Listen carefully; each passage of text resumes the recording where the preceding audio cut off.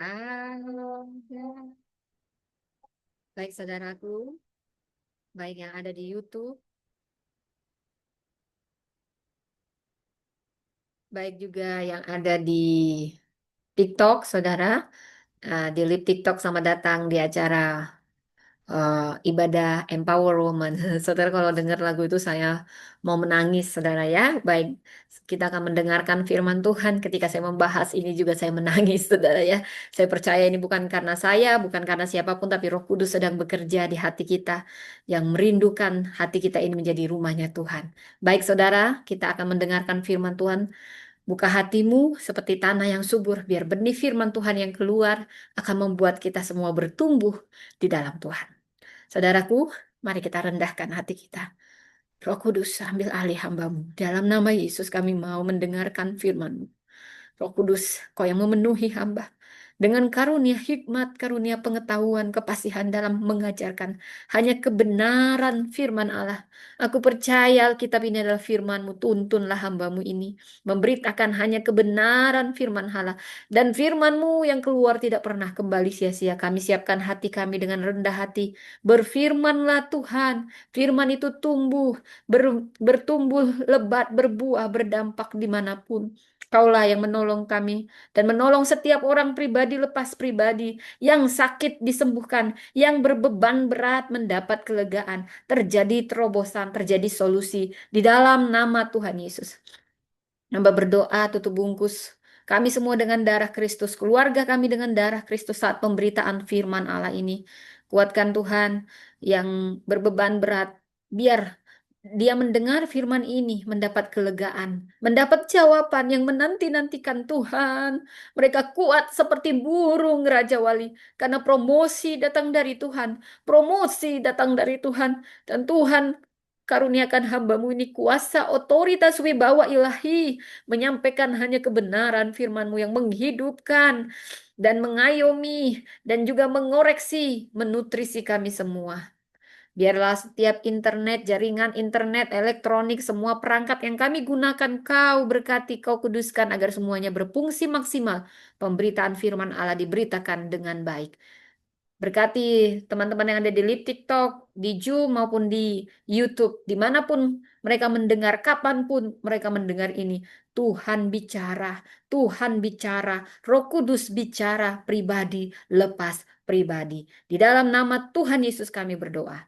Amin. Amin, amin saudaraku. Selamat datang yang baru bergabung di acara Empower Woman Ministry. Baik saudaraku yang terkasih, saat ini saya mau memberi judulnya saat ini saudara adalah iman yang menghidupi di tengah kekeringan. Adakah saat ini saudara merasa kering hidup ini saudara?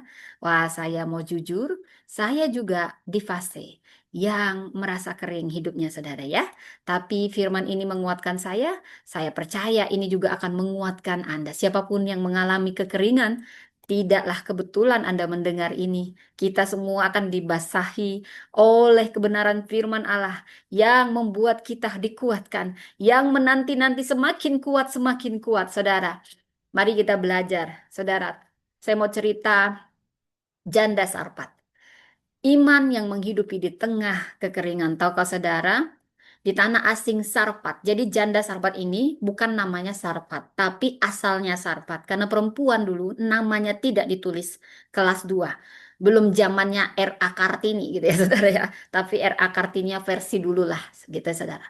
Di ujung, jadi pada saat itu masa kelaparan. Dan di ujung kekeringan, dalam kesunyian, ada perempuan yang nggak ada namanya dan dia janda.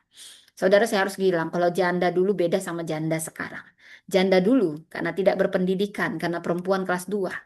Saudara, itu tidak punya jaminan sosial, tidak punya perlindungan. Karena semua sudah sumbernya laki-laki sudah kehilangan, makanya Tuhan sering sekali. Ya ini ada teman kita, Abigail, hidupku sangat kekeringan, Kak. Wah, saya mengerti. Setiap orang pernah mengalaminya. Kita nanti akan berdoa. Saya akan doakan Anda, ya mungkin nanti setelah firman ini. Oke, saudara. Jadi, di ujung kekeringan dan kesunyian ada janda yang tidak ada namanya. Dia sangat berduka. seperti ladang yang tandus. Oh, saya tahu rasanya. Saya pernah ada di posisi seperti ladang yang tandus, saudara. Eh, itu kita aja yang bisa ngerasain. Itu kayak kita itu hati kita kayak ladang yang tandus. Harapannya kayaknya serasa sisa tepung. Dia hanya tinggal punya sisa tepung di tempayan. Setiap pagar dia menakar kehidupannya. Besok mau makan apa? Dia ada rasa putus asa, tapi itu mati enggan, hidup tak mau gitu. Gimana ya bahasanya? Jadi dia setiap malam dia punya anak ya saudara, dan dia menidurkan anaknya dalam kelaparan ya saudara, makan seadanya. Namun dalam kekosongan itu Allah menanam benih mujizat. Janda ini bukan orang Israel, saudara, janda Sarpat. Dia tidak menyangka bahwa langkah terakhirnya untuk mengumpulkan 2 potong kayu akan mengubah sejarah hidupnya. Di tengah debu dan langit yang membatu, seorang nabi datang dengan permintaan yang hampir terdengar kejam. Kenapa saya bilang kejam? Karena ini udah nabi terkenal. Tapi dia minta makan sama janda yang kelaparan.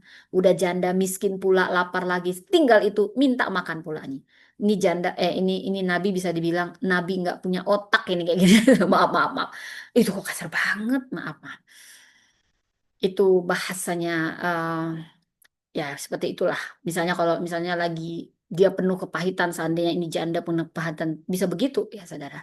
Namun di sanubarinya saudara, suara yang lebih lembut berbisik, taatilah dan kamu akan hidup. Taatilah dan kamu akan hidup. Dan dari ketaatan itu, dari tangan yang memberi, ketika tak ada lagi yang bisa diberi, mengalirlah kehidupan. Saudara, saya percaya saat ini siapapun Anda, saya berdoa Anda yang kekeringan, mendengarkan firman ini bukan kebetulan. Anda saat ini juga merasakan aliran kasih surgawi mengalir di hati Anda.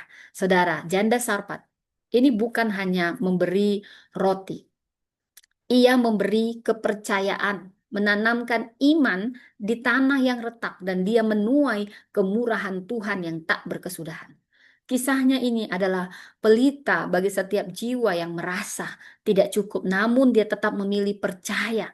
Iman seperti inilah yang menghidupi di tengah kekeringan. Jadi, kita akan membaca kisah janda Sarpat, perempuan yang menghidupi dengan tangan kosong. Dengan tangan kosong, tetapi dalam pertolongan Tuhan, dia bisa menghidupi di tengah kekeringan. Karena pada masa itu, masa kelaparan. Kita baca dari 1 Raja-Raja 17, saudara, ya.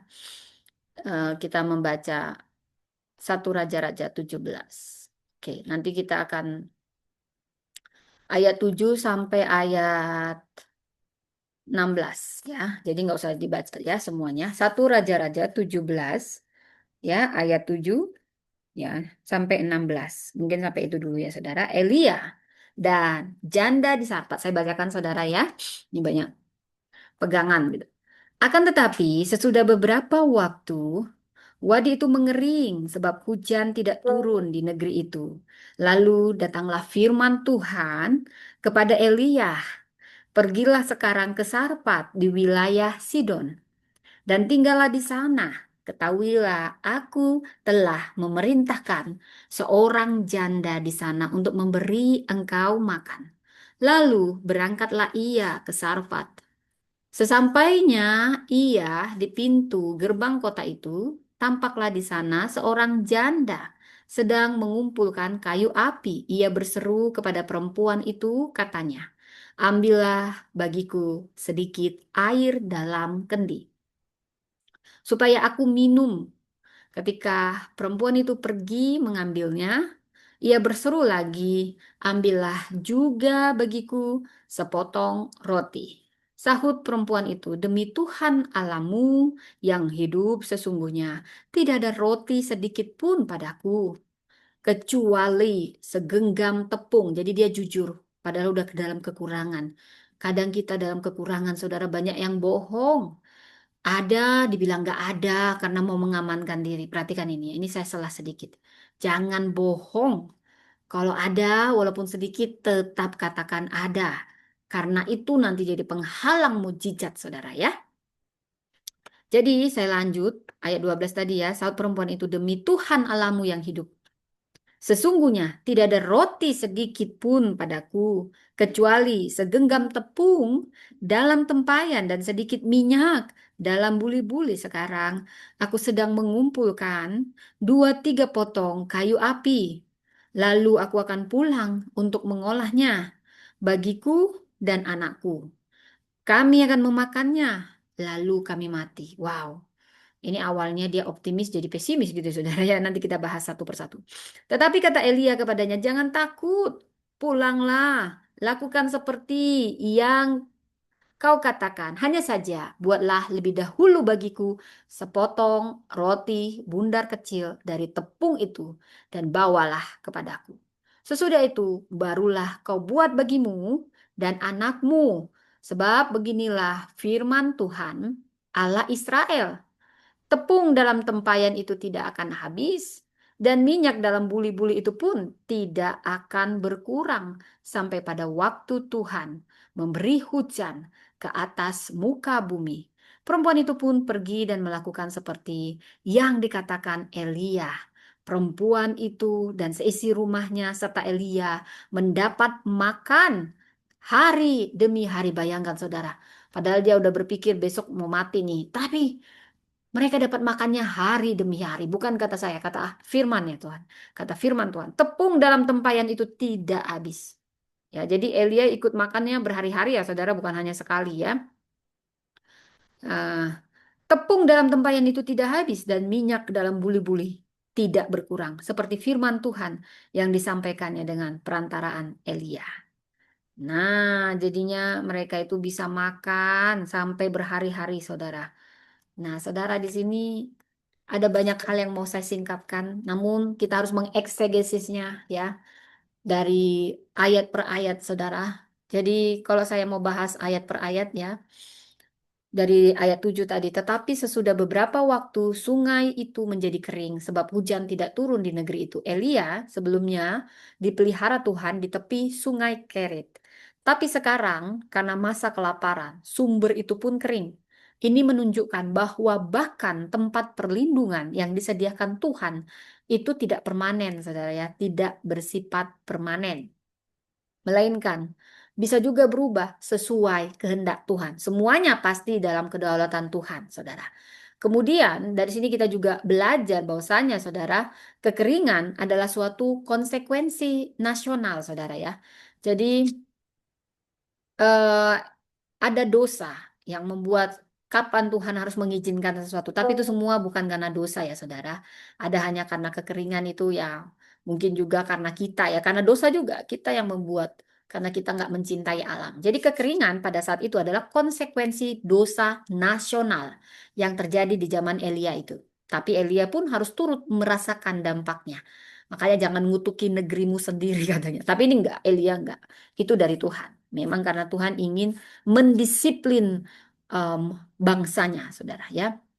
Jadi kalau kita lihat dari ayat 8 sampai 9 di mana Tuhan berfirman kepada Elia pergi ke Sarpat di wilayah Sidon. Jadi Sarpat itu wilayah Sidon, diam di sana dan dia sudah perintahkan janda untuk memberi dia makan. Dia pikir janda kaya, saudara. Jadi Tuhan perintahkan Elia ke tanah kafir. Jadi Sarpat itu tanah kafir.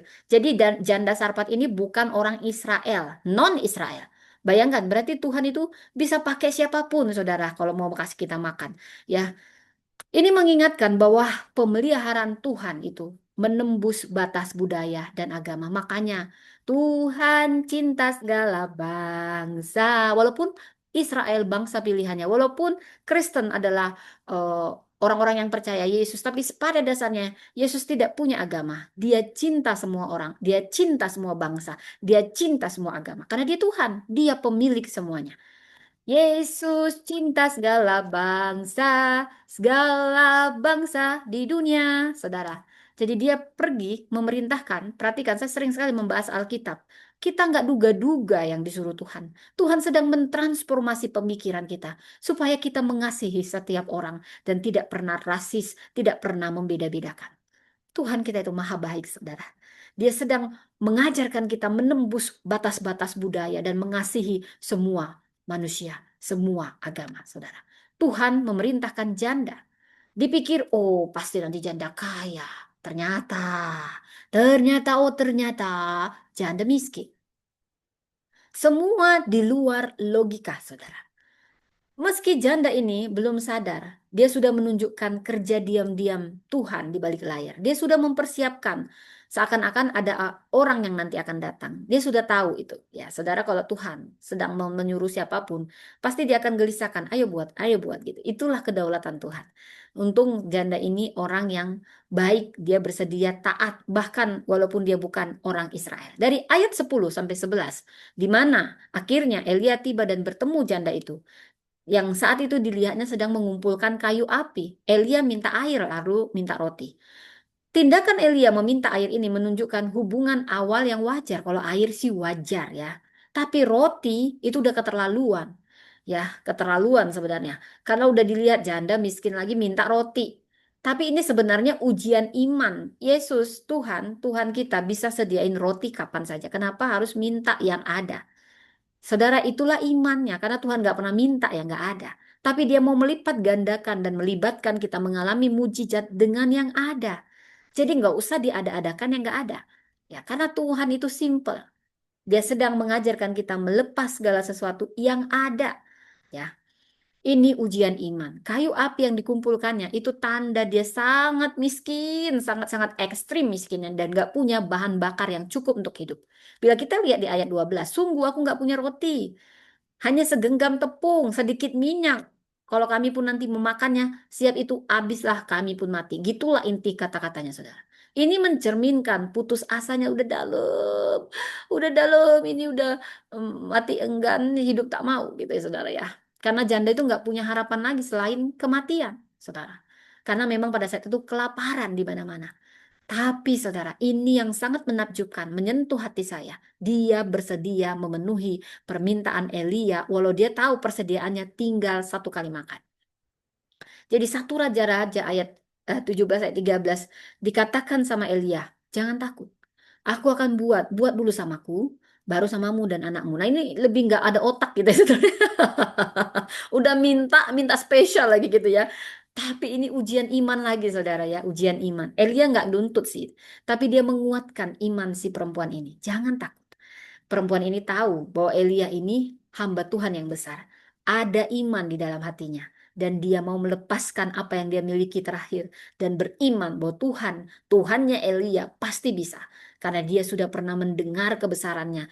Tuhan Allah Israel. Dan imannya bangkit. Dan dikuatkan lagi sama Elia. Karena Tuhan sedang menguji dia.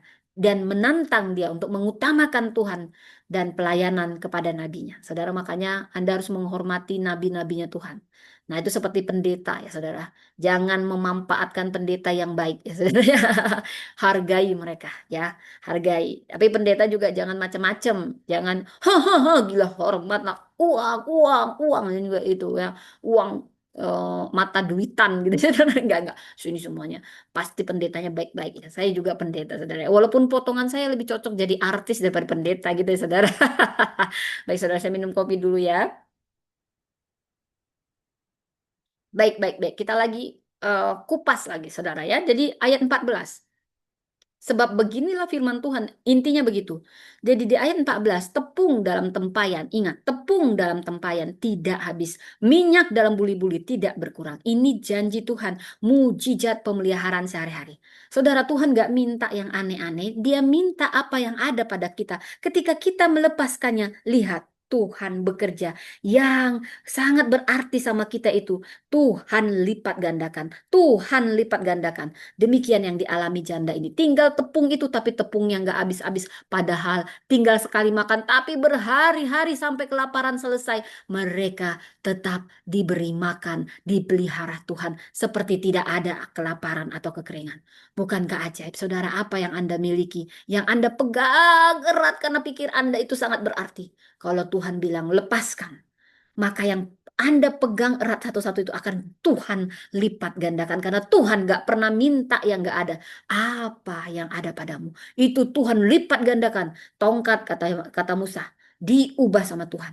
Menuntut Israel. Membuat mujizat. Tuhan gak pernah minta yang gak ada, saudara. Dia nggak minta uang miliaran. Jadi nggak usah Anda sibuk. Ini apa, ini apa. Apa yang ada? Tinggal 1.000 perak kasih. Tapi aku siap itu nanti mati. Hei, 1.000 perak gak ada gunanya sama Tuhan. Tuhan sedang menantang, kau percaya Tuhan atau tidak? Jadi bukan jumlah, hatimu, kerelaanmu, ketulusanmu. Dan hatimu tidak melekat sama harta, lebih melekat sama Tuhan. Dan bukan berkat saja yang melimpah sekaligus, tapi pemeliharaan harian cukup, cukup bukan hanya untuk satu hari, berhari-hari, bayangkan. Dan bila kita melihat dari ayat 15, 1 Raja-Raja 17, ayat 15, janda itu taat dan percaya. Ini kunci mujizat, taat.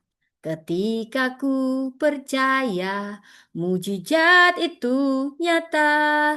Ketika ku taat, mujizat itu nyata. Ia melakukan seperti yang diminta Elia, sekalipun tinggal satu-satunya, sekalipun itu yang paling berharga. Saudara, ini iman yang aktif, bukan hanya percaya dalam hati, tapi bertindak, bertindak, bahkan di tengah ketidakpastian. Dan Tuhan sangat menghargainya. Kita lihat di ayat 16, saudara. Tepung dan minyak itu tidak habis sesuai firman Tuhan. Saudara, ini penggenapan janji Tuhan. Mujizat terjadi nggak secara spektakuler, tapi berulang setiap hari. Dan selalu cukup untuk hidup. Nggak selalu, kalau makanan saudara, saya jarang melihat berkelimpahan. Kata-kata berkelimpahan. Berikanlah kami pada hari ini makanan kami yang secukupnya. Kenapa? Kenapa kalau untuk makanan secukupnya? Kalau yang benda-benda lain berkelimpahan. Kenapa saudara? Karena kesehatan. Jangan makan berlebihan. Tuhan itu luar biasa. Sampai segitunya dia memelihara kita. Karena kalau makan berlebihan, itu bukan untuk kesehatan. Malah untuk kematian kalau makan berlebihan, saudara. Makanya kalau soal makanan, secukupnya. Cukup gitu ya. Bukan lebih, bukan kurang. Cukup itu kata Alkitabiah. Sehat, awet muda ada di situ kuncinya. Cukup makannya. Ya saudara, itu Tuhan luar biasa. Sampai segitunya dia tahu tentang tubuh kita karena dia yang menciptakan. Wow, saya sangat terkesima soal ini saudara ya. Banyak pembahasan dibukakan saudara. Jadi ada inti makna dari ayat ini saudara. Iman yang menghidupi di tengah kekeringan. Saat semua sumber daya mengering, iman kita satu-satunya modal kita untuk bertahan. Saat semua apapun itu udah, tapi janda ini dia punya keberanian memberi saat sudah tidak punya apa-apa lagi. Yang ada pada dia, dia semua beri. Itu namanya iman sejati. Dan iman yang demikian pasti akan menghidupi di tengah kekeringan. Itu janjinya Tuhan. Saudara, pemeliharaan Tuhan melampaui batas, saudara. Tuhan mengutus Elia keluar Israel. Ini menunjukkan bahwa rahmat dan pemeliharaannya berlaku global. Bukan hanya umat pilihan. Tuhan bisa memakai siapapun termasuk seorang perempuan asing dan miskin untuk melaksanakan rencananya. Saudara, kita juga akan belajar dari 3 hal. Yang pertama, iman akan menghidupi kita di tengah kekeringan. Iman kita. Karena disertai dengan ketaatan, tindakan yang taat. Pemeliharaan Tuhan itu, percayalah, dia akan melampaui batas-batas. Ya, kadang yang gak kau duga akan Tuhan pakai menolongmu. Tuhan bisa pakai siapapun. Orang asing dia bisa pakai. Bahkan orang miskin dia bisa pakai untuk melaksanakan rencananya. Dan kepercayaan kepada firman Tuhan itu membawa kelimpahan. Saat janda ini percaya, itu yang membuat dia bertindak menuruti firman dan terjadilah keajaiban. Tuhan mencukupi bukan secara berlimpah sekaligus, tapi cukup untuk hari ini membentuk ketergantungan dan kepercayaan yang terus-menerus. Luar biasa Tuhan kita, saudara. Luar biasa Tuhan kita. Jadi saya akan bahas latar belakang kontekstual dari ayat ini, saudara. Jadi kalau kita bahas dari latar sejarah, saya suka kalau bahas kisah perikop-perikop itu sampai mendetail ya. Jadi eksegesis dari dalam keluar, bukan dari luar dibawa-bawa, dicocok-cocokin, tidak seperti itu. Karena saya doktor teologi, saudara ya. Jadi saya akan bahas secara dalam, secara alkitabiah. Dari latar sejarah dan sosial. Perikop ini pada masa pemerintahan Raja Ahab. Kisah si Elia dan janda Sarpat. Anda harus ingat, itu di masa pemerintahan Raja Ahab. Siapa Raja Ahab? Dia raja Israel paling jahat. Wih, makanya dihukumlah hukuman nasional karena pemimpinnya nih jahat. Coba itu pemimpin itu sangat nentuin sebenarnya. Kita bisa baca di 1 Raja-Raja 16 ayat 30. Dia menyembah Baal. Tidak ada yang paling menyedihkan Tuhan ketika kita menyembah berhala. Ini yang menjauhkan bangsa Israel dari Tuhan. Saudara, hukuman atas ini adalah penyembahan berhala ini. Tuhan mengizinkan kekeringan sampai 3,5 tahun. Ini juga bisa kita lihat di Yakobus 5 ayat 17. Inilah yang menyebabkan kelaparan hebat di negeri itu. Nabi Elia diutus Tuhan menyampaikan penghakiman dan kemudian disuruh bersembunyi. Pertama di Sungai Kerit, lalu di Sarpat. Ini Sarpat wilayah asing, jadi bukan wilayah Israel. Ini dekat Sidon. Inilah tempat tinggal janda Sarpat. Jadi Sarpat nama tempat, bukan nama janda, oke? Jangan sampai Anda ingat Sarpalia ya. Oke, itu bercanda aja saudara. Jadi kita bahas dulu lokasi Sarpat. Lokasinya ini di wilayah Fenisia, non-Israel. Fenisia, non-Israel. Jadi Sarpat wilayah bukan wilayah Israel. Dia dekat tanah kelahiran Izebel. Izebel itu adalah istri Raja Ahab yang jahat itu. Gara-gara istrinya inilah si Raja Ahab ini menyembah Baal. Makanya Anda jangan sampai salah pasangan. Pasangannya seimbang, yang seiman. Jangan coba-coba nanti Anda disedengkan ke arah yang salah. Oke? Dialah yang membawa Ahab menyembah Baal dan juga orang Israel secara sistemik, saudara. Makanya Tuhan marah sekali. Dan ini sangat kontras karena di pusat penyembahan Baal, Tuhan memelihara nabinya melalui janda miskin. Wow. Siapa janda Sarfat? Dia perempuan asing. Jadi Tuhan memakai yang asing, yang nggak kita duga-duga. Udah gitu miskin. Kalau asing, janda, kaya masih mending. Ini udah asing, miskin, hidup dalam penderitaan. Hampir mati kelaparan. Disuruh untuk menolong. Wah, Tuhan itu di luar logika, saudara. Memang begitulah Tuhan. Dia suka menembus kita supaya dia, aku nggak bisa kau batasi dengan pemikiranmu itu. Aku Tuhan, suka-sukaku. Begitulah intinya. Mau aku pakai ini bisa, mau aku pakai ini, aku Tuhan gitu. Dan Tuhan senang supaya kita itu nggak anggap remeh sama orang. Jangan cuma orang kaya, hormat, hormat, hormat. Baik, baik, baik. Belum tentu semua orang kaya itu baik ya. Gak usah kamu tuh cari-cari orang kaya, cari Tuhan. Nanti orang kaya yang datang sendiri sama. Tapi jangan bergantung sama orang kaya. Kan kamu juga bisa jadi orang kaya. Kalau kamu dekat sama Tuhan, Tuhan pasti memberkati. Berkat yang mengejarmu. Ya, jadi nggak usah jadi penjilat-penjilat orang kaya. Jadilah orang kaya dan jadilah orang kaya yang rendah hati. Ya, karena kalau kamu juga jangan nyepelein orang. Karena bisa aja itu yang menjadi penyelamatmu, saudara. Tuhan itu kadang luar biasa. Kenapa dia pakai janda? Supaya kita itu nggak anggap remeh sama janda. Udah janda, miskin lagi. Ternyata dia bisa dipakai Tuhan. Nah, jadi artinya Tuhan sedang mengubah semua paradigma, saudara ya.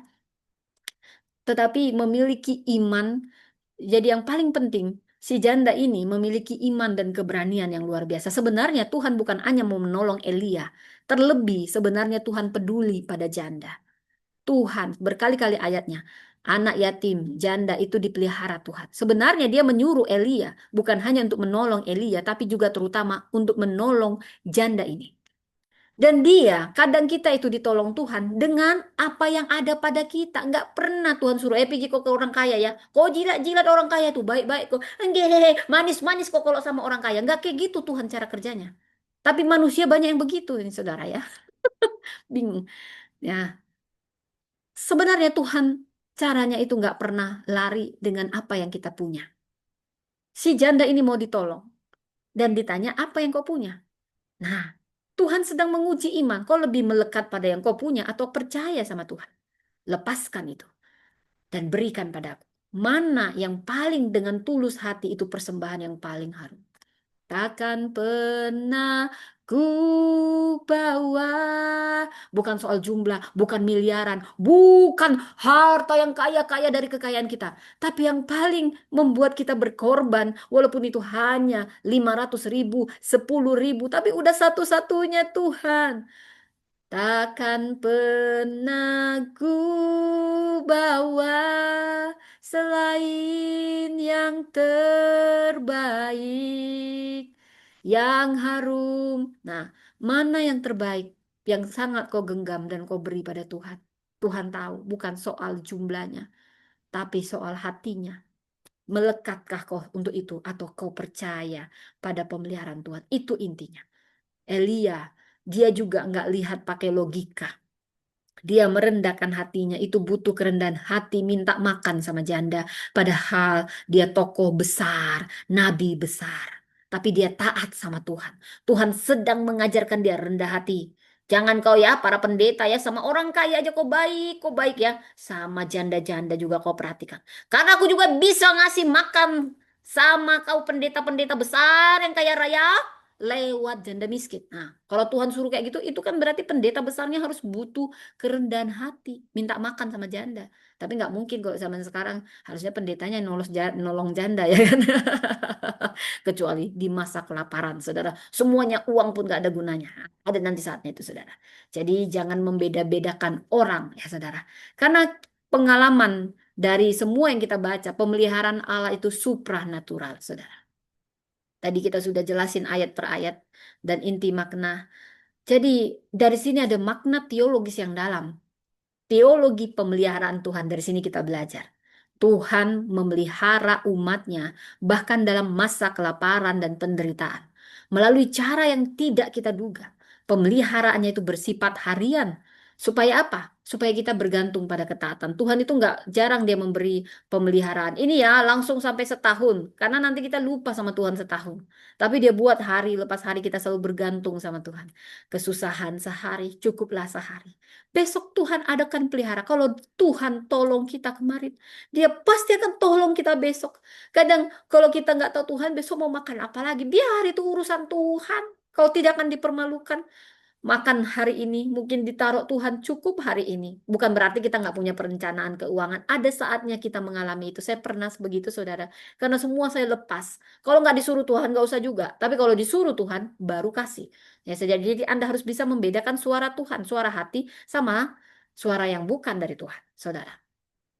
Jadi ketika kita juga Tuhan besok mau makan apa lagi, itu urusan Tuhan. Kadang dia membuat kita bergantung tiap hari supaya kita selalu cari Tuhan tiap hari. Kalau dia bilang ini cukup makan sampai setahun, wah bisa kita poya-poya, hahaha kan setahun, pergi dugem, pergi ini, nantilah mau akhir bulan baru saya datang lagi sama Tuhan. Itu kadang seperti itu. Kecuali kita sudah ditaruh Tuhan dewasa rohani, ya kita sudah tahu level kedewasaan kita. Tuhan akan mempercayakan. Jadi kadang kita itu dipercayakan menurut kapasitas supaya kita nggak menyimpang karena Tuhan mengasihi kita. Intinya Tuhan mengasihi kita. Saudara, dari sini saya belajar teologi pemeliharaan Tuhan. Tuhan memelihara umatnya dalam masa kelaparan. Gak usah takut, saudara. Mungkin Anda akan dengar, oh ini kelaparan ini, ayo kita umpetin semuanya. Sampailah keluar tamak-tamakmu itu. Nggak boleh gitu. Tapi bukan berarti kita nggak punya perencanaan. Boleh, boleh saudara ya. Namun jangan sampai berbuat dosa. Ya, mau dalam kelaparan, mau dalam penderitaan, orang yang tulus, orang yang mengandalkan Tuhan juga pakai hikmat. Saya nggak bilang tulus on ya saudara ya, karena Tuhan juga bilang cerdik seperti ular, tulus seperti merpati. Karena saya sudah sering dimanfaatin saudara. Dah, kadang saya membiarkan diri saya dimanfaatin kalau memang masih bisa lah saya toleransi. Tapi ada yang memang kadang keterlaluan saudara ya. Jadi saya bilang Anda juga harus pakai hikmat Tuhan, minta hikmat Tuhan. Karena kita juga harus mendisiplin orang-orang yang memang mau manfaatin doang. Kalau soal dimanfaatin, saya sudah sering.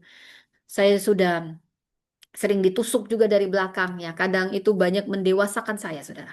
Yang penting kita jangan kepahitan. Jangan kepahitan, saudara.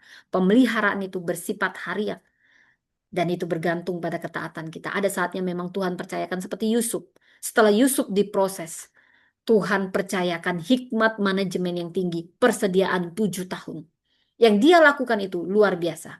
Karena dalam kelaparan, kita itu juga harus punya pemikiran dalam persediaan. Nanti saya akan bahas 7 kelebihan dan 3 kelemahan si janda Sarfat secara seimbang ya saudara. Apa aja tadi kita pelajari dari sini? Pertama, teologi pemeliharaan Tuhan. Kedua, teologi iman. Iman sejati tidak menunggu berkelimpahan baru memberi. Ingat ya, tunggulah aku kaya dulu. Tunggu sampai kau kaya juga kau nggak akan bisa memberi. Ya, sudah kulihat orang-orang kayak itu.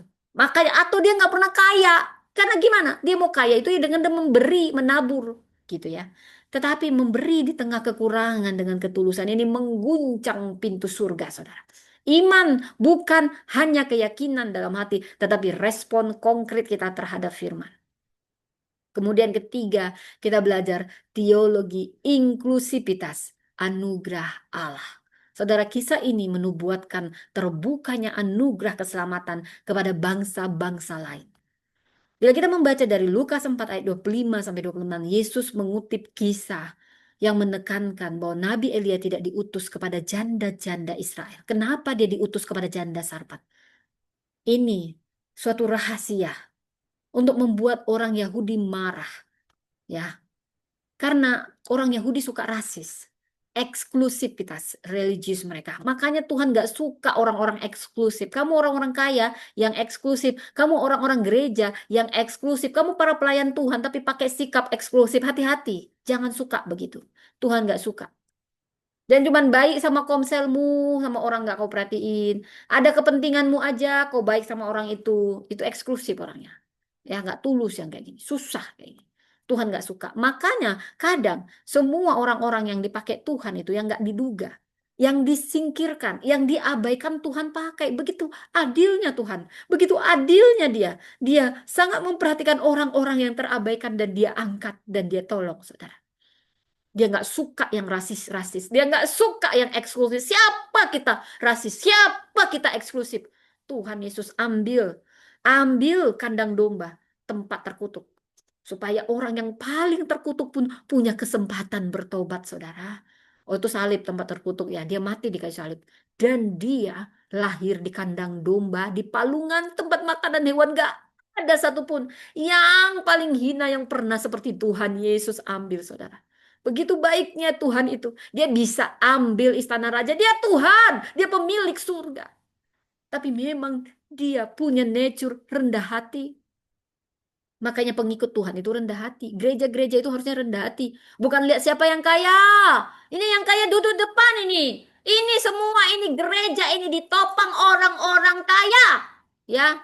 Nah, berhenti yang begini. Ya. Kamu begitu-begitu. Kamu beda. Ini siapa yang sakit ini? Siapa yang sakit? Oh, nggak ada orang kaya, nggak usah, nggak usah. Ini timku nggak? Ini timku nggak? Ah, nggak usah di like fotonya bukan timku. Oh, lu siapa emang lu? Hebat banget lu. Baru jadi gembala gitu doang. Lu juga nggak ada apa-apanya. Ini timku nggak? Ini penggembalaan. Baru itu aja. Banyak yang kayak gini kulihat, saudara. Cuman sukanya sama tim-timnya dia aja dia baik gitu ya. Nggak tulus gitu. Susah sekarang nemuin orang tulus, saudara ya. Ya saya juga belajar, bukan berarti saya tulus. Tapi saya tahu rasanya dimanfaatin, saya tahu rasanya disingkirkan, saya tahu rasanya diabaikan, saya tahu rasanya itu. Makanya saya bilang, Tuhan saya nggak akan mau seperti ini. Saya akan sepertimu. Baru saya ngerti Tuhan Yesus. Dia ambil tempat-tempat yang hina. Karena dia ingin menjadi Tuhan segala bangsa. Yesus Tuhan segala bangsa. Segala bangsa di dunia. Bayangkan kalau Tuhan milih dia lahir bukan di kandang domba, tapi di istana raja yang paling besar. Bayangkan bagaimana perasaan orang-orang miskin mau menghadap dia. Bukan orang miskin, orang yang prasejahtera gitu. Suami saya pernah tegur saya, Mama jangan pakai kata miskin. Padahal di Alkitab juga ada kata miskin gitu ya. Tapi karena saya hormat sama suami, prasejahtera gitu ya saudara. Saya nggak mau pindah gitu saudara ya. Ini suami saya dengar pula lagi nanti ya. Gak apa-apa lah kalau dia dengar ya. Ini by the way ini bisa Anda lihat rekamannya. Rekamannya di ya ini ada Abigail. Saya juga seperti itu ya. Pernah kok itu dirasakan semua orang ya. Jangan berkecil hati. Ada Yesus yang duluan mengambil posisi kita. Dia menyentuh. Sentuh hatiku, ubah hidupku menjadi yang kau mau. Tuhan itu dekat sama orang-orang yang remuk hati. Saya selalu membahas. Dan dia selalu datang menjumpai. Bukan kita yang menjumpai. Bukan orang yang remuk hati menjumpai Tuhan. Tapi Tuhan yang menjumpai orang yang remuk hati.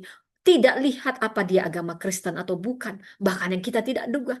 Tuhan yang datang. Tapi tergantung yang remuk hati ini mau buka hati atau tidak. Atau dia hanya mau mengasihani diri. Lalu kepahitan. Hagar, ini wanita pertama yang dijumpai Tuhan. Hagar sama Sarah. Sarah nggak pernah dijumpai secara pribadi, tapi Hagar yang dijumpai. Hagar tidak dijumpai di rumah Abraham. Hagar dijumpai saat dia remuk hati, diusir. Sampai dia harus lari, ditindas. Bukan dia yang cari Tuhan, dia nggak kenal Allahnya Abraham. Dia hanya korban sistem. Dan dia remuk hati, habis manis sempat dibuang. Dia bukan orang Israel, bukan orang perjanjian, tapi Tuhan itu dekat sama orang yang remuk hati. Dia hanya budak, budak si Sarah, budak si Abraham. Pantas harusnya kalau dalam konteks zaman itu, kenapa Tuhan harus menemui Hagar? Bukan karena Hagar rajin sholat, bukan karena Hagar baik, bukan karena Hagar pantas. Dia juga pernah sombong sama Sarah ketika dia tahu hamil. Tapi karena Hagar remuk hati, merasa mentang-mentang aku budak.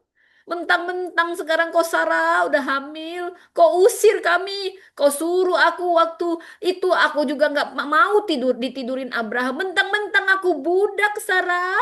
Bisa dia ngomong kayak gitu kalau dalam sinetronnya zaman sekarang, saudara. Hagar itu bukan orang Israel, Mesir. Tapi kenapa Tuhan mendatangi ini wanita? Ini bukan wanita yang bisa dibilang wanita kalem, baik, didatangin kayak Bunda Maria. Beda, bukan. Dia pernah sombong sama Sarah. Saya menelusuri. Bukan karena itu, saudara. Mau Anda pernah salah, mau Anda punya background yang bukan Kristen, mau Anda juga gara-gara dosa Anda makanya Anda dibuang kayak si Hagar ya, karena Anda sombong sama orang gitu ya. Tapi ketika siapapun Anda, apapun yang Anda lakukan, apapun latar belakang Anda remuk hati dan tidak bersuara. Tidak bisa bersuara karena Anda tahu, oh iya aku hanya budak, oh iya aku ini. Tuhan dekat sama Anda. Dia dekat sama orang-orang yang remuk hati. Sama seperti Hagar. Siapa Hagar? Hagar itu hanya budak. Tapi saya membaca Alkitab itu jujur. Ketika dia mau siap-siap mati, dia nggak tahan lihat anaknya Ismail mau mati. Ismail siapa? Ismail anaknya Hagar, bukan dia keturunan si anak perjanjian. Kita keturunan Ishak. Tapi saya mau katakan Alkitab jujur. Tuhan itu maha baik. Hagar bukan karena baiknya dia ditolong dan dijumpai, tapi karena Tuhan itu setia. Kadang kita yang nggak setia sama Tuhan, tapi Tuhan setia. Dia yang menjumpai Hagar, budak si Sarah, yang pernah sombong saat dia tahu dia hamil. Tapi bukan itu, saudara. Bukan karena Anda baik banget baru dijumpai Tuhan saat Anda dalam penderitaan. Tapi memang Tuhan tidak bisa mengingkari janjinya. Dia dekat sama orang-orang yang remuk hati, nggak bisa ngomong, saudara. Dia mau ngomong, dia mau sakit hati digituin. Karena dia juga manusia. Walaupun dia budak, pada saat itu dia manusia. Dan Tuhan tidak pernah membedakan antara budak, non-budak. Tuhan bagi Tuhan semua penting. Kita pribadi budak dulu nggak pernah dipandang, saudara. Tapi Tuhan menjumpai budak ini. Karena budak ini juga manusia. Hagar itu dia tahu perasaannya, kau putriku. Lalu dalam lukanya yang paling dalam, dukanya yang paling dalam, dia biasa nggak dilihat, dia biasa diabaikan karena dia budak.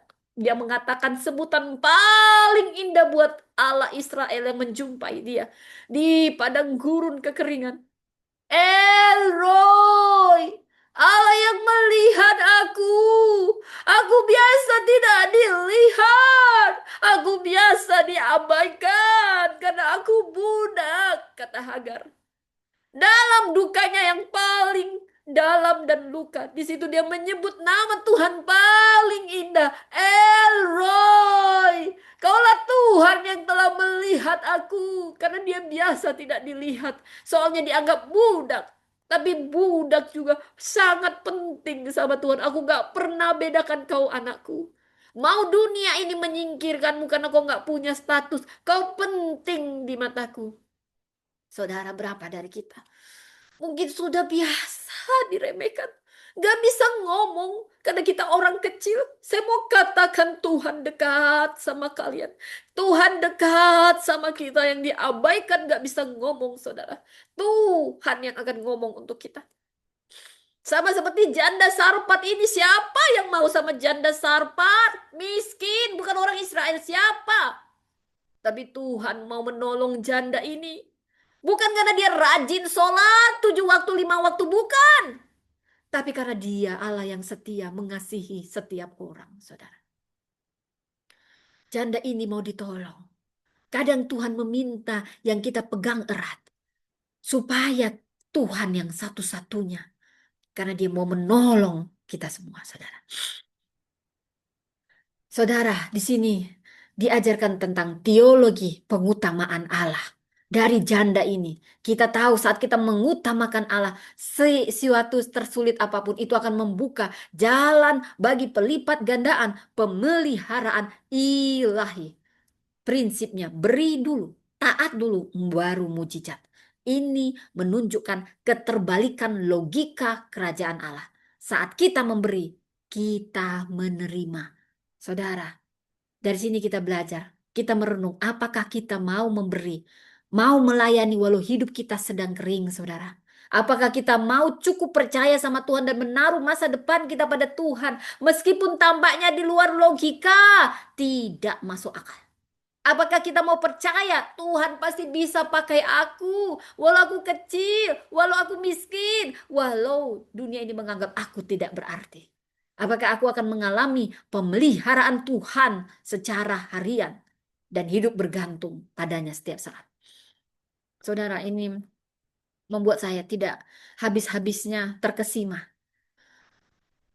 Janda ini mengalami perubahan, transformasi ketika Elia datang dan memulai permintaannya.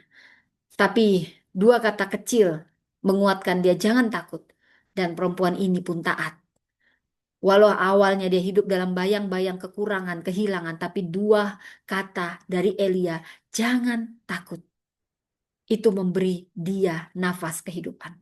Mungkin kau merasa aku nggak punya apa-apa. Kau punya keberanian, keberanian untuk percaya pada Tuhan. Mungkin di sudut dunia, apapun kekeringan yang kau alami. Dari sini kita belajar. Mau percaya sama Tuhan. Tuhan akan pelihara. Kadang dia minta apa yang tinggal satu-satunya. Saudara, taat, ketaatan akan membuka pintu mujizat. Ketaatan mendahului mujizat. Menjadi iman yang menghidupimu di tengah kekeringanmu, saudara.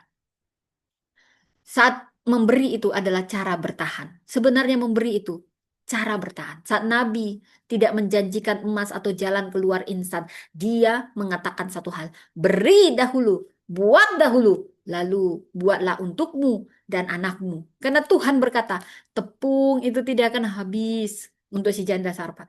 Mungkin bagi Anda yang tinggal yang Anda pegang, mungkin bukan tepung, saudara. Saya tidak tahu, Roh Kudus sedang bicara pribadi lepas pribadi. Minyak itu tidak akan kering.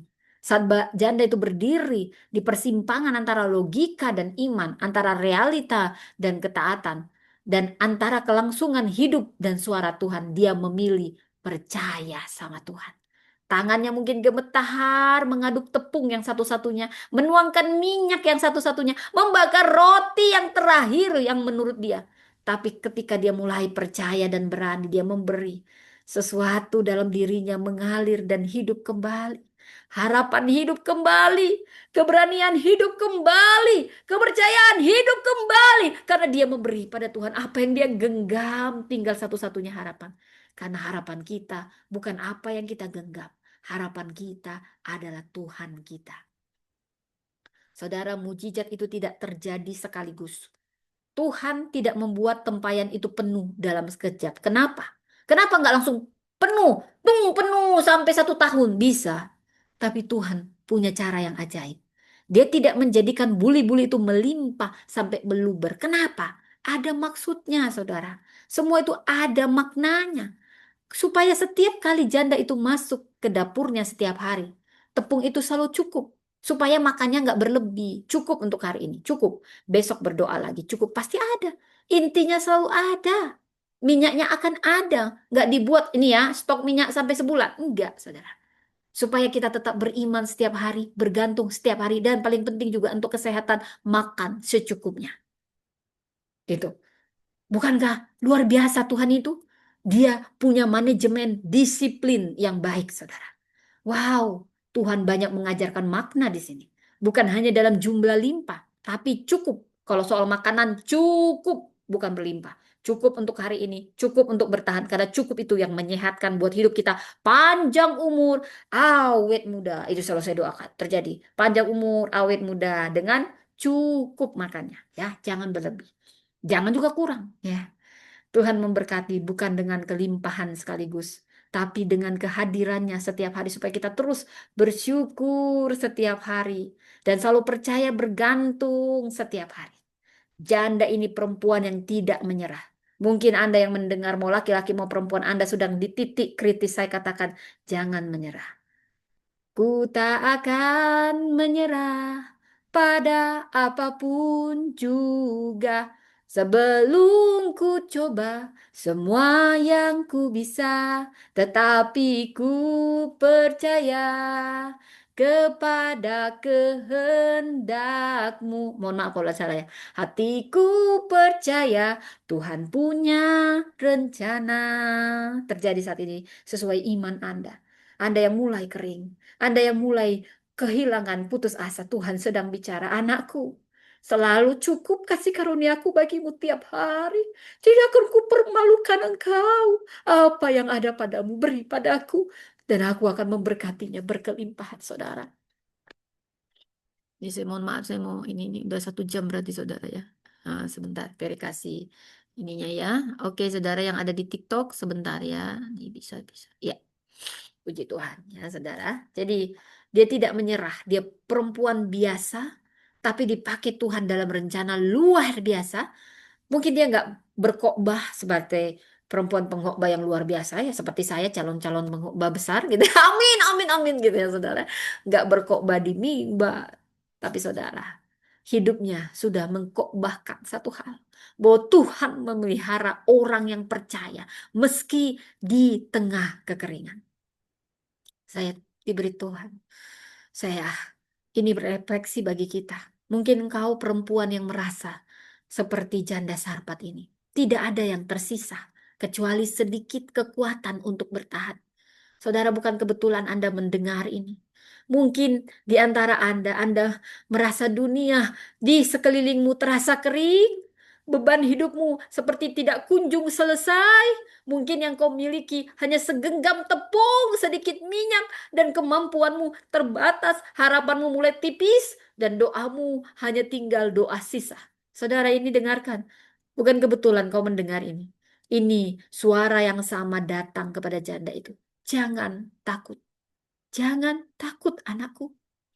Iman bukanlah tentang memiliki segalanya. Iman adalah berani memberi dan melangkah meski tidak punya apa-apa lagi. Karena engkau memberi dari kekuranganmu, maka Tuhan mengalirkan kelimpahan dari langit.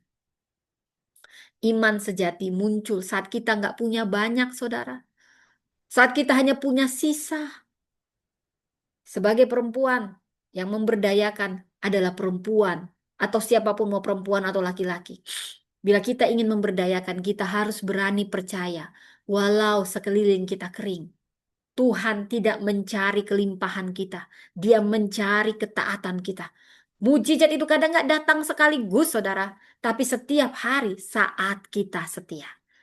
Saudara, ini doa kita, saudara. Saat kita nggak punya apa-apa lagi, katakan Tuhan, ajari aku percaya bahwa Engkau tetap cukup. Kasih karuniamu tetap cukup. Saat tanganku hanya memegang sisa, mau apa lagi besok Tuhan, tapi ajari hatiku ini tetap memegang janjimu Tuhan.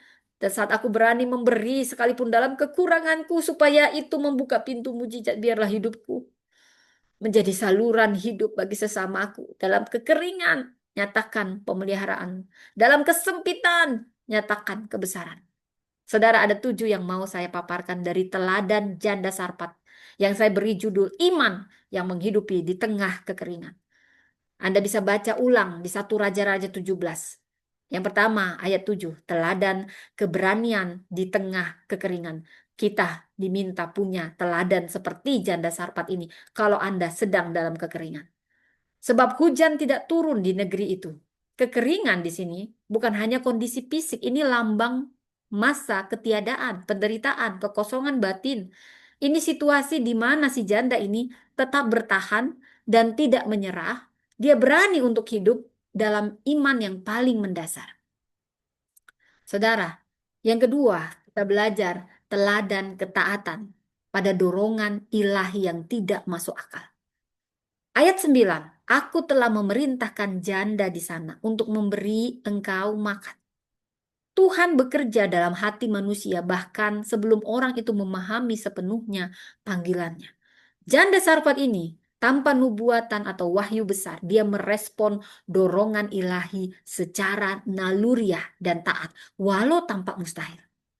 Di sini apa yang bisa kita lakukan? Terkadang panggilan Tuhan datang dalam bentuk tugas kecil, saudara. Dan kadang tugas itu juga terasa tidak masuk akal. Seperti apa contohnya saat kita kekurangan, tapi kita disuruh memberi. Ini tidak masuk akal. Ini mengajarkan apa? Ketaatan yang sederhana bisa membuka pintu mujizat. Yang ketiga, saudara, teladan kepekaan sosial dan empati di tengah kekurangan. Kuncinya di ayat 10-11. Tolong ambilkan bagiku sedikit air juga roti, kata Elia. Ini punya makna yang dalam. Perempuan ini tidak menolak permintaan Nabi yang sepertinya keterlaluan. Dalam keterbatasan diminta yang begini. Ini dia tetap punya hati yang rendah hati, saudara.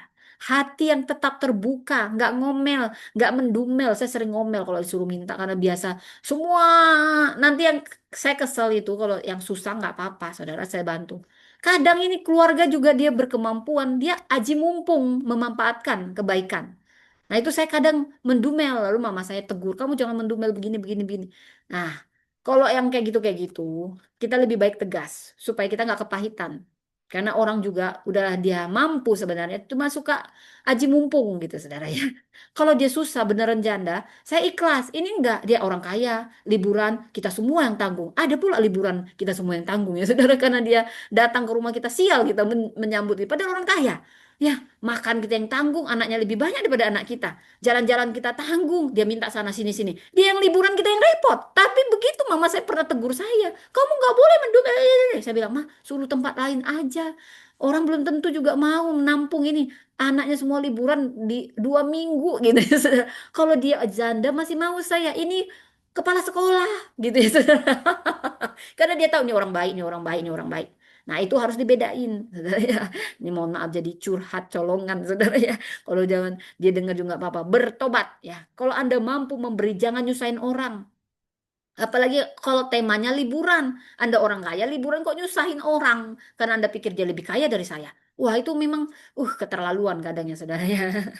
Nah, maunya diusir aja dari awal jangan ya. Kalau macam-macam jangan. Pilih aja tempat lain Anda berlibur. Atau pilih di hotel kan Anda orang mampu. Ini aji mumpung semua gitu ya. Itu beda ceritanya. Ya. Kayak gitu kita harus disiplin ya. Tapi kita itu dipanggil untuk peduli, melayani ya. Dan saat kita sendiri sedang berjuang. Ini beda memberi kekurangan sama yang ini Elia kan nampaknya dia berkecukupan tapi minta sama orang kekurangan. Yang saya ceritakan tadi itu dua hal yang berbeda, minta hikmat dari Tuhan. Karena yang saya lakukan juga menjamu yang kaya cuman ajas manfaat itu tidak berhikmat. Cuman saya dibilang-bilang mama saya jangan ngeluh, jangan ngeluh. Setelah saya sadari sekarang mama tuh harusnya bela anaknya, bukan mampatin anaknya, numbalin anaknya. Ini nggak benar begini, katanya. Tahu juga dia nggak pernah hormat gitu, karena dia kok kan biasa menolong orang ya. Dia pikir itu kewajiban kita. Dia nggak punya kewajiban gitu ya. Ada yang kayak itu saudara. Nah tapi nggak apa-apa. Nanti yang dia tabur akan dia tuai, saudara. Kita kita dipanggil peduli dan melayani. Bahkan saat kita sendiri dalam perjuangan. Empati itu bukan soal punya lebih, tapi tentang hati yang tidak dikuasai oleh rasa takut akan kekurangan, saudara. Yang keempat, teladan ketulusan dalam mengungkapkan keterbatasan, saudara. Tadi apa yang ke satu, kedua, ketiga, nanti siapa tahu Anda lupa, catat ya. Dari teladan janda Sarfat ini kita belajar teladan keberanian di tengah kekeringan. Yang kedua, teladan ketaatan pada dorongan ilahi yang tidak masuk akal. Ketiga, teladan kepekaan sosial dan empati di tengah kekurangan. Keempat, teladan ketulusan dalam mengungkapkan keterbatasan. Aku nggak punya roti, hanya segenggam tepung dan sedikit minyak. Ini jujur, tulus.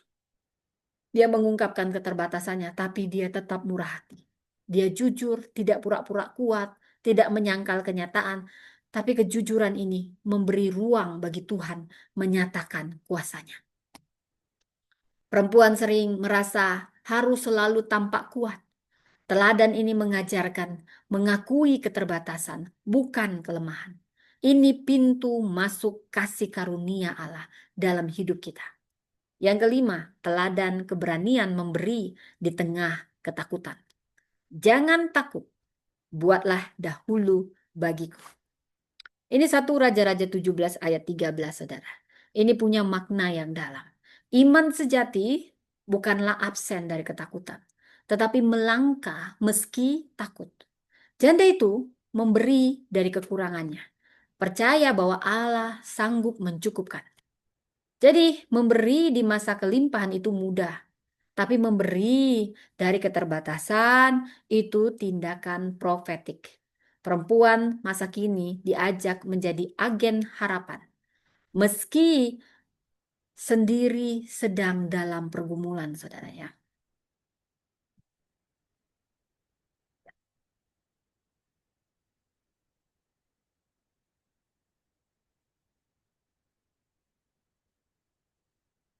Mohon maaf, saudara, tadi minum kopi dulu. Jadi, memberi di masa kelimpahan itu mudah. Mudah banget, saudara. Namanya juga masa kelimpahan. Ya, memberi dari kelebihan itu sangat mudah. Namanya juga kelebihan. Ya, apapun yang kelebihan harus dikeluarkan supaya seimbang. Jadi nggak ada yang sakit. Tapi kalau memberi dari kekurangan, itu butuh iman besar. Itu pasti ujian iman yang sesungguhnya. Dan janda ini ada di posisi itu. Itulah yang mengguncang surga. Memberi ketulusan dari kekurangan. Saudara, percaya bahwa Allah sanggup mencukupkan. Di masa kelimpahan mudah. Tapi memberi dari keterbatasan itu tindakan profetik. Kita diajak jadi agen harapan. Meski kita sendiri dalam pergumulan. Yang keenam, teladan iman yang bertindak, bukan hanya berpikir, saudara. Lalu pergilah perempuan itu dan berbuat seperti yang dikatakan Elia. 1 Raja-Raja 17 ayat 15. Di sini punya makna teologis. Iman tanpa perbuatan mati. Yakobus 2 ayat 17. Janda Sarpat ini tidak hanya mendengar firman, tapi menindaklanjutinya secara konkret, walau tidak melihat hasilnya secara langsung. Perempuan Kristen yang ingin mengalami perjumpaan dengan Tuhan tidak cukup hanya berdoa atau berharap, tapi harus berani melangkah dan berbuat, bahkan saat hasilnya belum tampak. Di sini kita belajar yang ketiga, yang ketujuh, teladan kesetiaan. Kesetiaan kita pasti akan mendatangkan pemeliharaan ilahi. Itu janjinya. Karena Allah kita setia. Bahkan saat kita tidak setia, Dia setia. Tepung dalam tempayan itu tidak habis.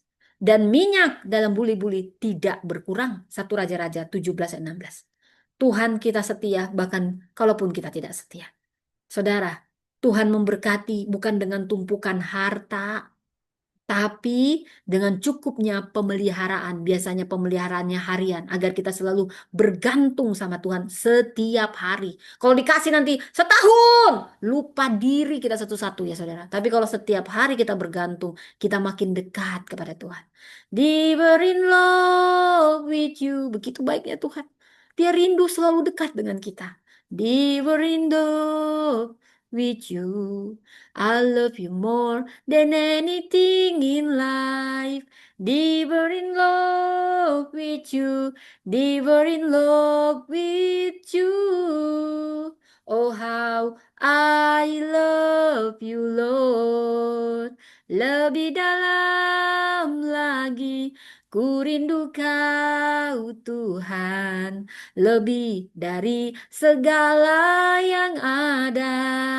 Lebih dalam lagi, ku cinta kau Yesus, ku mengasihimu.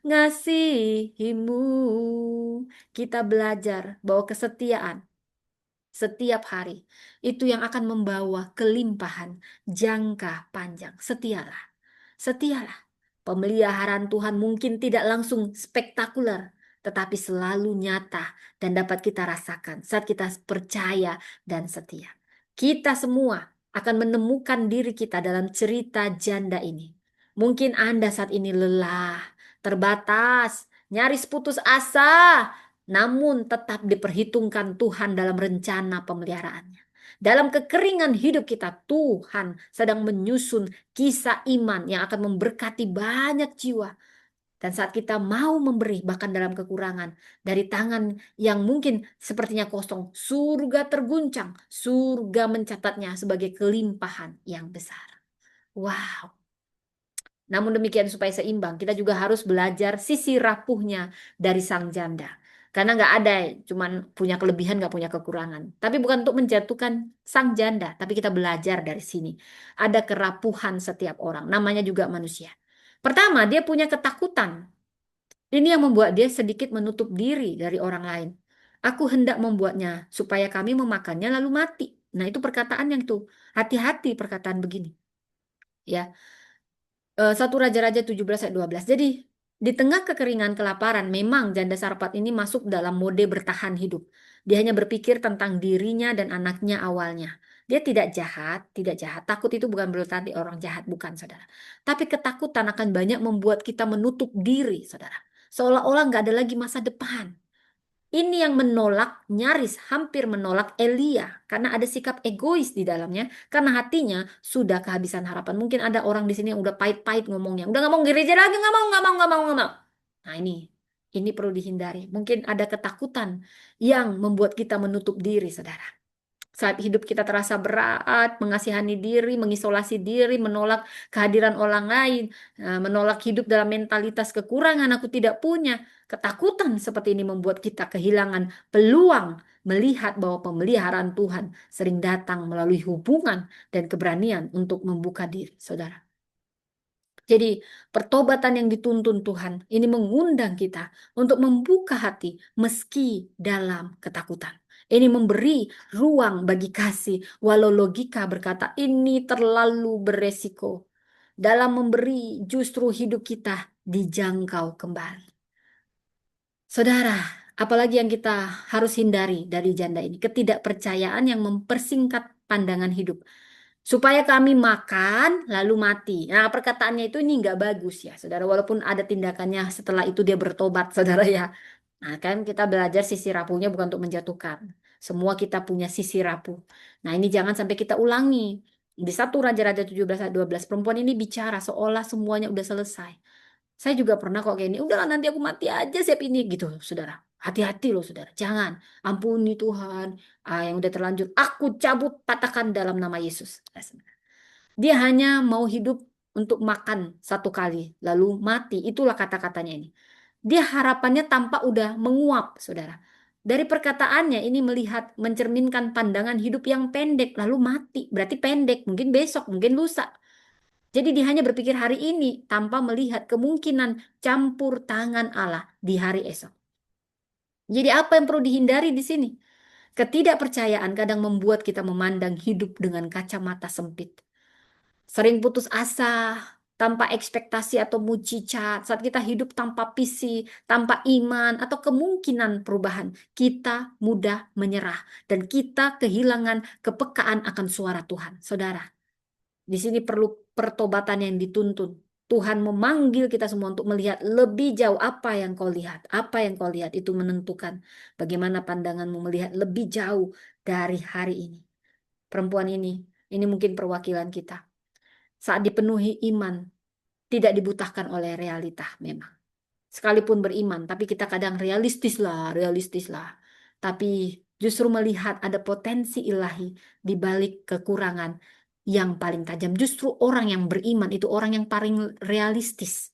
Kenapa? Karena dia tahu ini mustahil, tapi dia tahu tidak ada yang mustahil bagi Tuhan. Itulah iman yang realistis. Saudara, luar biasa kan?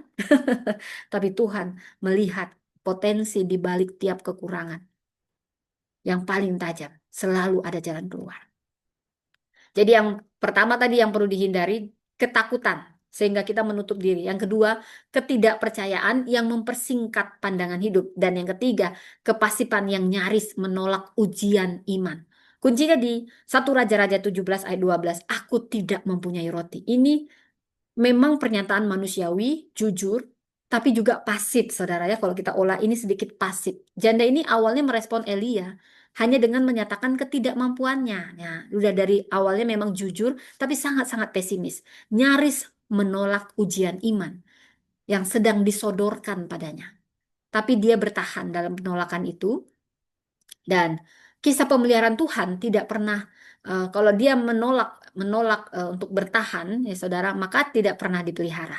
Tapi dia akhirnya bertahan, saudara. Jadi dari sini kita belajar yang perlu kita hindari adalah sifat pasif terhadap firman Tuhan dan undangan iman. Ini hanya akan membuat kita berkata, saya tidak bisa, saya tidak punya, saya terlalu lemah. Ini sikap yang sering muncul saat kita dihadapkan pada tantangan yang kelihatannya mustahil. Saudara, kita perlu Tuhan, kita perlu ingat Tuhan tidak mencari yang kuat, yang mampu, yang siap, tidak. Dia mencari yang mau, yang bersedia, yang mau. Simple, saudara. Yang mau dan yang bersedia melangkah meski ada rasa takut, meski gemetar. Bukan berarti semua yang mau itu, oh, aku nggak tahu, mau. Nggak kayak gitu juga, saudara. Itu juga rasa takut, itu manusiawi. Justru ada herannya kalau nggak ada gitu. Tapi iman kita harus lebih tinggi dari rasa takut kita. Dalam setiap tantangan iman, ada janji yang menanti.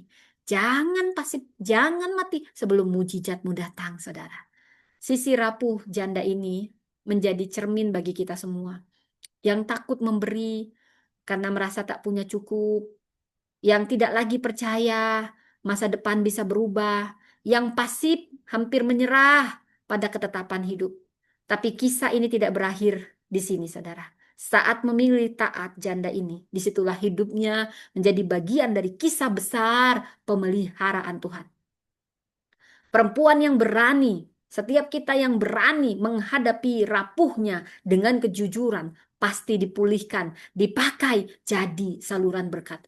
Bukan karena kita punya segalanya, tetapi karena kita berani percaya kepada Allah yang sanggup mengubah sedikit menjadi cukup bahkan berkelimpahan.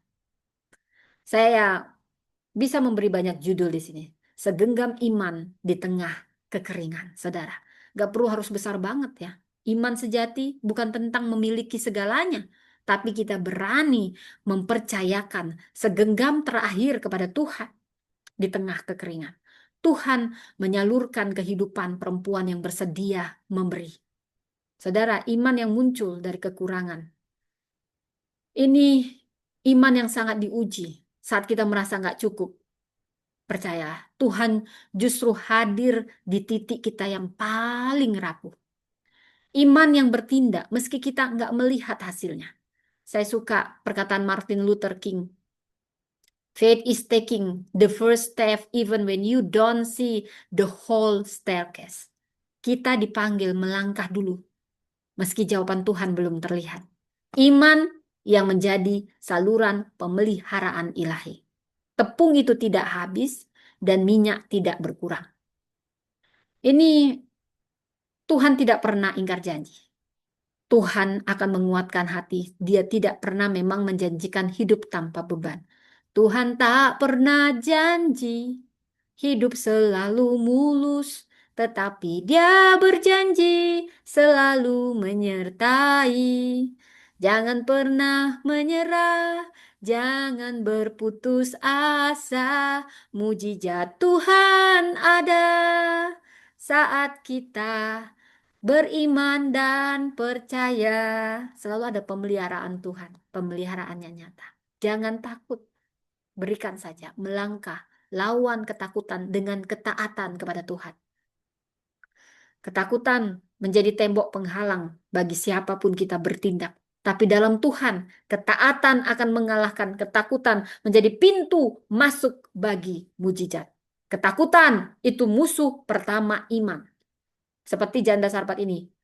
Dia supaya kami makan lalu mati. Ada ketakutan. Tapi di sini kita belajar ketakutan.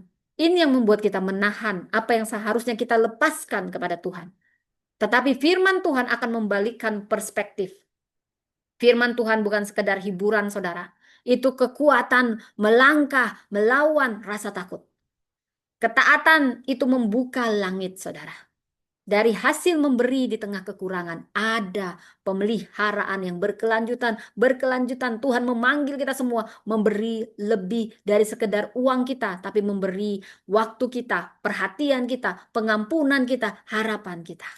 Saudara, minyak itu pasti tidak pernah kering. Dalam konteks Anda, apapun yang Anda pegang satu-satunya, itu tidak akan pernah kering ketika Anda serahkan pada Tuhan. Karena pemeliharaan Tuhan tersedia bagi mereka yang percaya. Seperti yang dialami janda Sarpat, minyak dalam buli-buli itu tidak berkurang. Tuhan memang tidak selalu memberikan berkelimpahan sekaligus, tapi cukup, cukup, dan akan terus memperbaharuinya berkatnya hari lepas hari pada orang yang setia. Tuhan tidak menjanjikan penuh sekaligus. Tidak ada mujizat besar sekali jadi sampai setahun, sampai selamanya, tidak. Tetapi jadinya setiap hari, hari lepas hari. Seperti mana di padang gurun, cukup untuk satu hari supaya makannya juga Kak, kelebihan. Kita tidak perlu menuntut kelimpahan, tapi cukup berjalan setia, percaya bahwa minyak kita tidak akan kering. Dalam versi yang berbeda, saudara. Tuhan pasti setia pada firman-Nya. Great is thy faithfulness, morning by morning, new mercy I see. Dalam kesibukan kita, apapun peran kita, Tuhan akan menyediakan cukup kekuatan, cukup damai, cukup kasih. Dan kita khusus perempuan, saudara. Karena ini Empower Woman Ministry, tetapi bagi Anda pun laki-laki, firman ini buat Anda. Kita menjadi wadah pemeliharaan. Seperti janda itu, dia tidak hanya diselamatkan, dia jadi saluran berkat penyelamatan bagi nabi Tuhan. Wow, kita semua dipanggil menjadi tempat di mana orang lain mengalami kehadiran Tuhan. Jadi, mari kita jadikan kelompok kecil ya untuk membagi pengalaman segenggam iman kita. Bagaimana kita bertahan di masa sulit. Jadikan itu kesaksian. Jangan simpan sendiri kesaksian pemeliharaan Tuhan atas hidupmu. Beranilah melangkah di tengah kekurangan, baik dalam pelayanan, dalam keluarga, ataupun karir. Mari kita gunakan simbol minyak dan tepung dalam perenungan kita untuk mengingatkan bahwa yang sedikit yang dipersembahkan dengan iman itu menjadi cukup di tangan Tuhan. Saudara, ini juga luar biasa, saudara ya. Jadi janda ini banyak sekali bahwasanya tangan yang memberi itu akan menyentuh mujizat. You never lose what you give to God. Kamu nggak pernah kehilangan yang kau beri sama Tuhan. Percayalah. Dalam pelayanan, keuangan, cinta atau waktu, seringkali kita menahan karena takut kekurangan. Padahal saat kita memberi dari kekurangan kita, kita masuk dalam ekonomi kerajaan Allah. Saudara, saya ulang.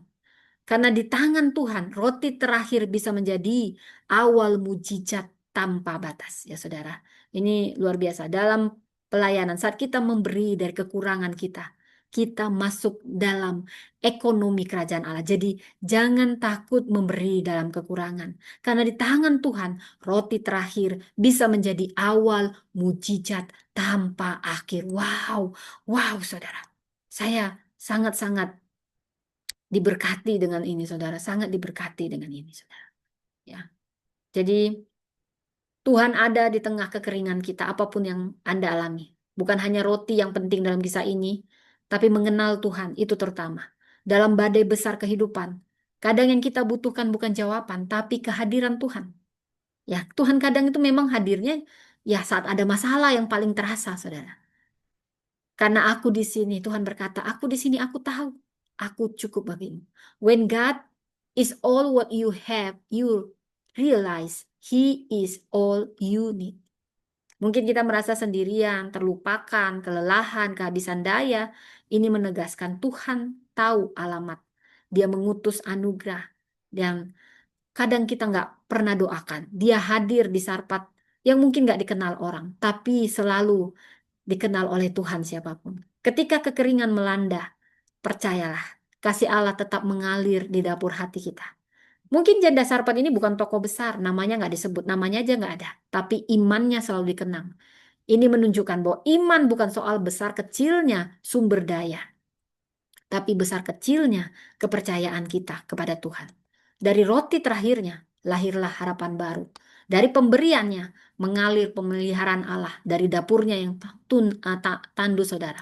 Tumbuh dapur yang tak pernah kehabisan. Saudara, kadang mujizat terbesar bukan roti di tanganmu, tapi harapan yang bangkit dalam hatimu. Wow, iman sejati diuji di saat tidak cukup. Ketaatan membuka jalan bagi pemeliharaan Tuhan. Tuhan hadir bahkan di tempat dan hati yang terlupakan. Wow, saya sangat diberkati nih saudara ya. Kata-kata begini, saya sangat diberkati. Dari sini saya juga dapat iman sejati diuji saat tidak cukup. Ketaatan membuka jalan bagi pemeliharaan Tuhan. Tuhan hadir bahkan di tempat dan hati yang terlupakan, saudara. Ya, ini menyentuh banget ya, saudara ya. Dan roti terakhir di tangan kita itu bisa jadi awal pemeliharaan tanpa akhir di tangan Tuhan. Tuhan tidak butuh banyak, hanya satu hati yang percaya di tengah kekeringan. Seperti iman perempuan janda Sarfat ini menghidupi seluruh rumah dan menyentuh sejarah kerajaan Allah. Wow, ya saudara, mari kita menjadi perempuan yang tidak hanya menunggu roti banyak baru tahu bersyukur, tapi menjadikan roti yang sedikit pun apapun yang ada di tangan kita sebagai persembahan iman kita yang besar. Karena dalam tangan Tuhan persembahan kecil kita bahkan bisa menyelamatkan banyak jiwa, saudara. Wow, ini luar biasa ya saudara ya. Persembahan kecil kita bisa menyelamatkan jiwa. Tangan terbuka di tengah kekeringan ya saudara. Demikian firman Tuhan saudara. Dan Roh Kudus memberikan beberapa nubuatan bagi Anda. Anda yang mendengar ini bukan satu kebetulan. Ini nubuatan bagi Anda dari topik janda Sarfat ini. Anakku, engkau kuangkat dari antara tangisan dan pengolahan. Dengarlah suaraku. Engkau seperti janda Sarfat yang aku percayakan benih kehidupan bagi orang-orang yang hampir mati secara rohani. Di saat dunia kekeringan, engkau tetap memilih sedikit tepung dan sedikit minyak. Dan itulah yang kukasihi dari hatimu. Sebab engkau tidak menunggu kelimpahan untuk memberi, tetapi taat saat persediaan hanya secuil. Karena itu dengarlah firman Tuhan. Tidak akan habis tepung di tempayangmu dan tidak akan kering minyak dalam buli-bulimu. Ini pewahyuan profetik yang Tuhan beri buat kita, saudara. Tepung itu adalah pengajaran, minyak itu adalah pengurapan, saudara. Ini bagi Anda, para perempuan, pemimpin perempuan yang saat ini mendengar. Sama seperti yang Tuhan pewahyukan bagi saya, saudara. Tepung itu adalah pengajaran, minyakmu adalah pengurapan. Tuhan memperlihatkan bahwa tepung di tempayan, gambaran dari pengajaran dan pewahyuan yang Tuhan titipkan melalui kita perempuan, melalui kita hamba-hambanya, sebagai pengkhotbah, sebagai dosen, sebagai mentor perempuan, siapapun yang Anda dengar. Dan minyak di buli-buli itu adalah pengurapan yang akan menopang dan melumasi semua pelayanan. Panggilanmu bukan sekedar menyambung hidup orang, tapi menghidupkan pengharapan. Seperti janda Sarpa, Tuhan memanggilmu mempersiapkan roti rohani, penguatan penghiburan, dan kehadiran Kristus bagi para hambanya. Para perempuan yang letih, para janda yang letih, para anak-anak yang nyaris menyerah. Semua orang, apapun itu yang sedang menyerah dalam krisis hidupnya. Ketaatanmu dalam hal kecil akan membuka pintu mujizat bagi banyak orang. Ini yang Tuhan wahyukan, yang Anda dengar ini bukan kebetulan, saudara. Tuhan berkata, karena engkau bersedia memberi sebelum engkau menerima, maka aku akan menjadikan rumahmu tempat limpahan mujizatku. Banyak orang akan datang bukan hanya mencari roti, tapi datang karena melihatku di dalam engkau. Saudara, ini nubuatan yang Tuhan nyatakan bagiku dan juga yang mendengar di sini.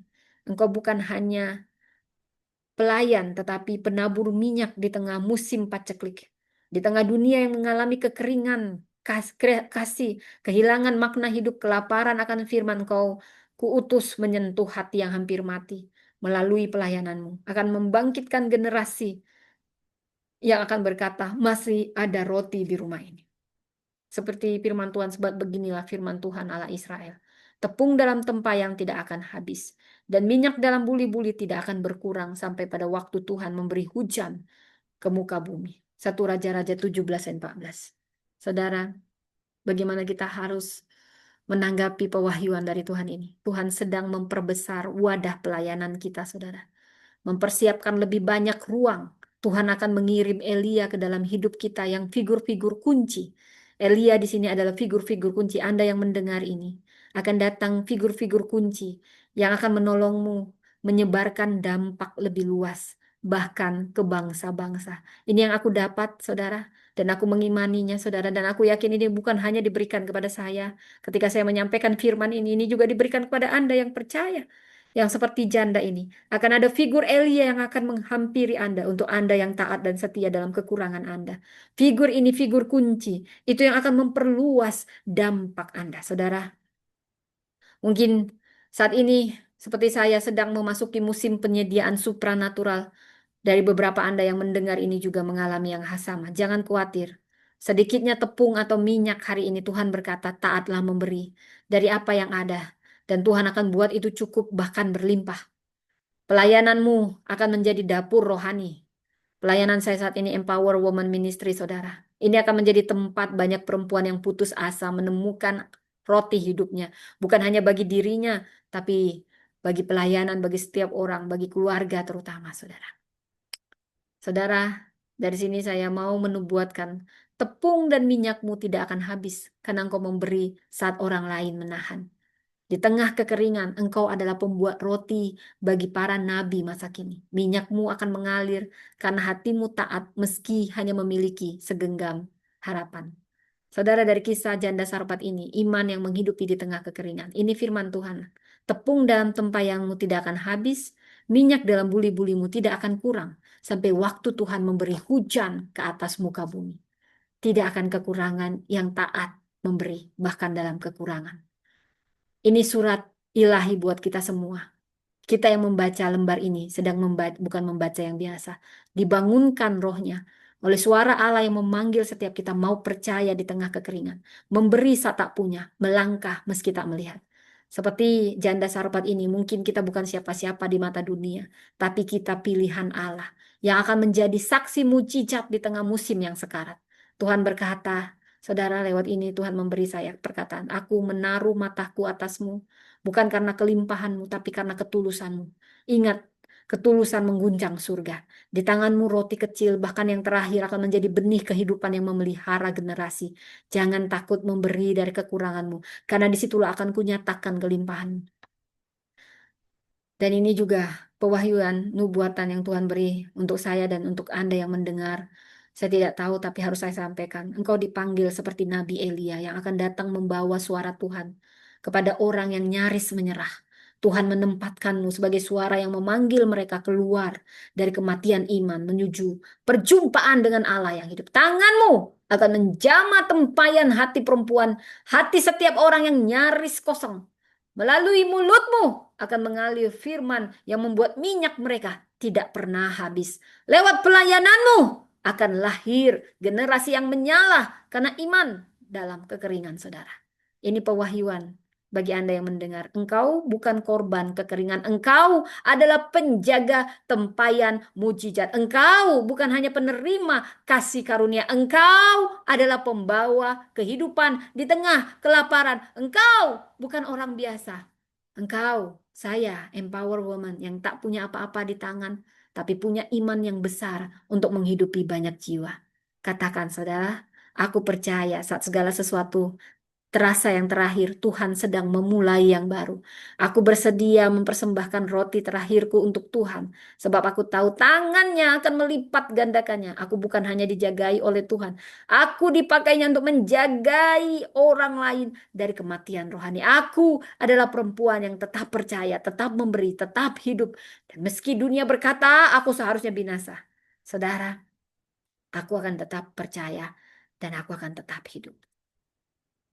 Iman bukan tentang apa yang kau punya, tapi kepada siapa kau percaya saat kau tidak punya. Perempuan yang rela ini, janda Sarpat ini memberi roti terakhirnya, akan melihat Tuhan mencipta kelimpahan dari kehampaan. Engkau tidak mati dalam kekeringan, engkau justru akan hidup sebagai wadah mujizat. Demikian firman Tuhan, saudara. Tuhan memberkati. Mari kita berdoa. Terima kasih untuk firman-Mu yang luar biasa mengajari kami. Hamba-Mu sudah selesai berfirman, Tuhan. Kami mau seperti Elia yang memberi pengharapan bagi yang nyaris kosong. Dan kami mau seperti janda Sarpat yang taat bahkan dalam kekurangan. Itulah yang mengguncang surga, ketulusan. Terima kasih untuk firman-Mu yang luar biasa. Yang menopang kami semua. Terima kasih. Terpujilah nama-Mu. Biar kami semua siap Kau pakai. Ada kelimpahan di dalam Engkau. Saat kami taat dan kami dan kasih karuniamu selalu cukup di dalam nama Tuhan Yesus. Kami berdoa. Amin. Terima kasih saudaraku yang masih setia, Anda yang ada di YouTube, terima kasih. Baik, Anda bisa dengar rekaman ini. Oke, saya tutup dulu yang di YouTube. Tuhan memberkati. Bye. Kita jumpa lagi dalam acara yang selanjutnya besok ya. Tuhan memberkati. Bye.